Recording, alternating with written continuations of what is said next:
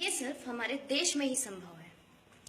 यहाँ के लोग यहीं की रोटी खाते हैं, यहीं की हवा में सांस लेते हैं, यहीं पर घर बनाते हैं, उसके बाद यहीं की जमीन में पाकिस्तान का झंडा लहराते हैं। सालों अगर पाकिस्तान इतना पसंद है तो वहीं पर बोरिया बिस्तर लेकर बस जाओ ना अपने परिवार के साथ।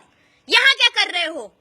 भारत है, यहाँ पे भारत का झंडा लहराएगा, पाकिस्तान का नहीं। और अगर कोई पाकिस्तान का झंडा लहराएगा तो उसे काट के फेंक दिया जाएगा, क्योंकि भारत में गद्दारों का कोई स्थान नहीं होना चाहिए।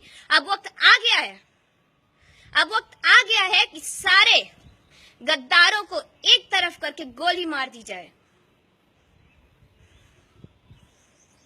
कश्मीर के लोग पत्थरबाजी पर उतर आए हैं। अरे मारो एक एक को गोली, कैसे पत्थरबाजी पे उतर आएंगे देखिए जरा।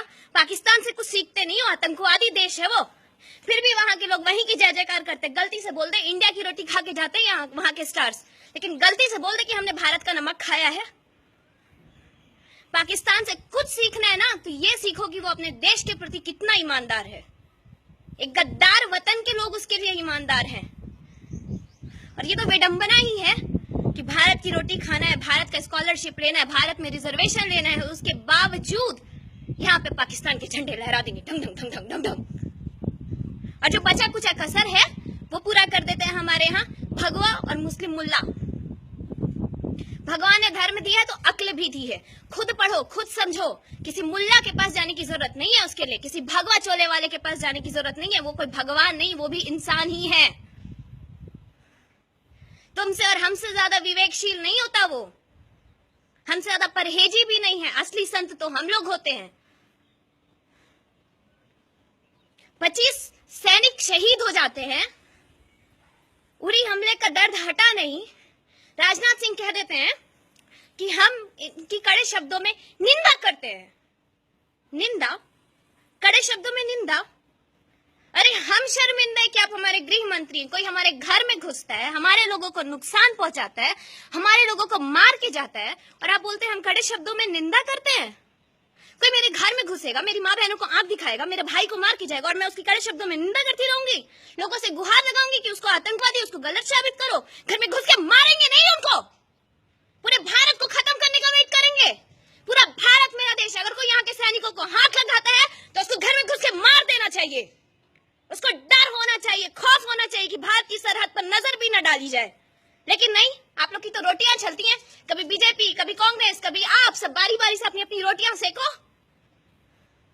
टैक्सेस इंक्रीज करो, सुविधाएं इंक्रीज नहीं होने वाली हैं। क्यों होंगी? कौन नियम का पालन करेगा? जो नियम खुद तोड़ता है वो। 2-4 लोगों के बोल देने से कुछ नहीं होता। मोदी जी ने लिखा है हम प्राउड फील करते हैं अपने सैनिकों पर। प्राउड की क्या पुंगी बजाएं? ये वक्त अब बदल चुका है। अब प्राउड और बड़ी बड़ी बातों करने से कुछ नहीं होगा।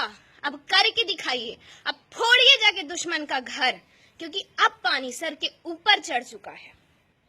अब अगर नहीं किया ना तो समझो बहुत देर हो जाएगी। आज का युवा पढ़ा लिखा है सर, बिजली, पानी और रोटी के नाम पे खुश नहीं होने वाला है।